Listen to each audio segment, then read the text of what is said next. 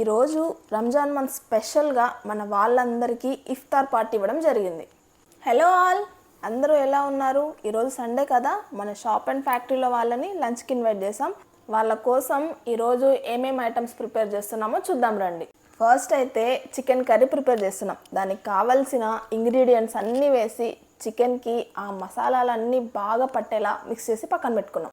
కాసేపు chicken marinate అయితే taste బాగుంటుంది కాబట్టి పక్కన పెట్టుకొని ఈలోపు అందరి ఫేవరెట్ మిరియాల రసం చేసాం. రసం అయ్యేలోపు మా అత్తమ్మ గారెల కోసం పప్పు కడిగి ఆరబెట్టింది. ఈలోపు రసం కోసం పెట్టిన టమాటాలు బాయిల్ అవ్వడంతో రసం ప్రిపరేషన్ స్టార్ట్ చేసాం. 5 minutesలో అది కూడా కంప్లీట్ అయింది. మన సోఫా ఫ్యాక్టరీలో వర్క్ చేసే వాళ్ళకి మెయిన్ ఫెస్టివల్ రంజాన్.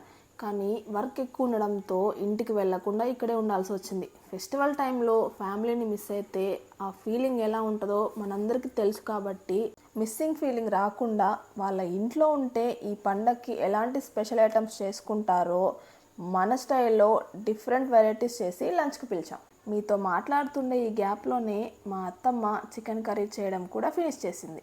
ఇప్పుడు మనందరి ఫేవరెట్ అయిన yummy chicken dum biryani preparation అయితే స్టార్ట్ చేయబోతున్నాం. నేను చాలా చోట్ల బిర్యానీ ప్రిపరేషన్ చూసా, కానీ మా అత్తమ్మ చేసే స్టైల్ కొంచెం డిఫరెంట్గా ఉంటుంది. ఇలా చేయడం 30 years బ్యాక్ తను దుబాయ్లో ఉన్నప్పుడు నేర్చుకుందంట. ముందు చికెన్ని నీట్గా వాష్ చేసుకొని స్టవ్ ఆన్ చేసుకొని పెద్ద బాండి ఒకటి పెట్టుకొని దాంట్లో వాటర్ వేసి ఈ వాష్ చేసుకున్న చికెన్ అయితే వాటర్లో వేసుకున్నాం. దాంట్లో కొన్ని స్పైసెస్ యాడ్ చేసుకొని బాయిల్ అవ్వడం కోసం మూత పెట్టి క్లోజ్ చేసాం. అది బాయిల్ అయ్యేలోపు పక్కన బాస్మతి రైస్ని వాష్ చేసుకొని కాసేపు నానబెట్టుకున్నాం. పక్కన ఒక బాండీ తీసుకొని ఆయిల్ వేసుకొని ముందుగా కట్ చేసి పెట్టుకున్న ఆనియన్స్ వేసి 2 minutes ఫ్రై చేసుకోవాలి. తర్వాత దాంట్లో తగినంత సాల్ట్ వేసి కట్ చేసి పెట్టుకున్న మిర్చి వేసి గోల్డెన్ బ్రౌన్ కలర్ వచ్చే వరకు వేయించుకోవాలి. గోల్డెన్ బ్రౌన్ వచ్చాక దాంట్లో పుదీనా, కట్ చేసి పెట్టుకున్న టమాటాలు వేసి పసుపు, హోల్ గరం మసాలా వేసుకొని ఇవన్నీ వేసాం కాబట్టి టేస్ట్కి సరిపోదేమో అని రాక్ సాల్ట్ కూడా వేసింది.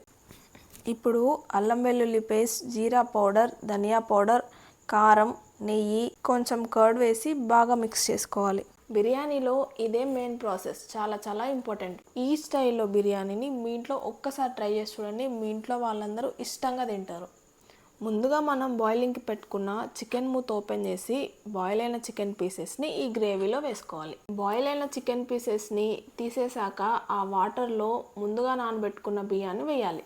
ఎక్స్ట్రా ఫ్లేవర్ కోసం లైట్గా పుదీనా వేసుకొని కొంచెం ఆయిల్ వేసుకొని ఒకసారి కలుపుకొని పక్కనే ఉన్న చికెన్ని కూడా ఒకసారి కలుపుకోవాలి.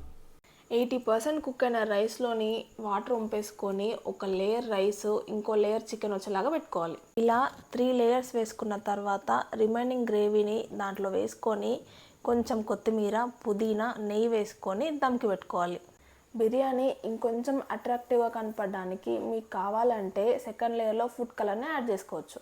మన బిర్యానీ రెడీ అయ్యేలోపు ఫైనల్ టచ్ కోసం గారెల ప్రిపరేషన్ స్టార్ట్ చేసాం. ఏ మాటకు ఆ మాట చెప్పుకోవాలి, ఆంధ్ర స్టైల్లో చేసే గారెలు క్రిస్పీ అండ్ క్రంచీగా సూపర్ ఉంటాయి. మీలో ఇవి ఎంతమందికి ఇష్టమో కామెంట్ చేయండి. గారెలు రెడీ అయ్యేలోపే బిర్యానీ కూడా రెడీ అయిపోయింది. ఈలోపే మన వాళ్ళు లంచ్కి కూడా వచ్చేసారు. ఆహా, మూత ఓపెన్ చేయగానే బిర్యానీ స్మెల్ అదిరిపోయింది. మన వాళ్ళు తినడానికి కూర్చున్నారు. నేనైతే అన్నీ తీసుకొచ్చి వాళ్ళకి సర్వ్ చేశాను.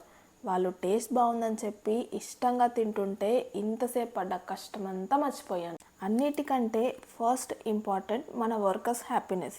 ఈరోజు మన కంపెనీ ఇంత గ్రో అవుతుందంటే ఫ్రంట్లో మన ఎఫర్ట్స్ ఎంత ఇంపార్టెంట్లో బ్యాక్ ఎండ్లో వాళ్ళ సపోర్ట్ అండ్ ఎఫర్ట్స్ కూడా అంతే ఇంపార్టెంట్. కాసేపు సరదాగా కబుర్లు చెప్పుకుంటూ లంచ్ అయితే ఫినిష్ చేసాం. Please do support, follow and subscribe Bhavani daily diaries. Thanks for watching.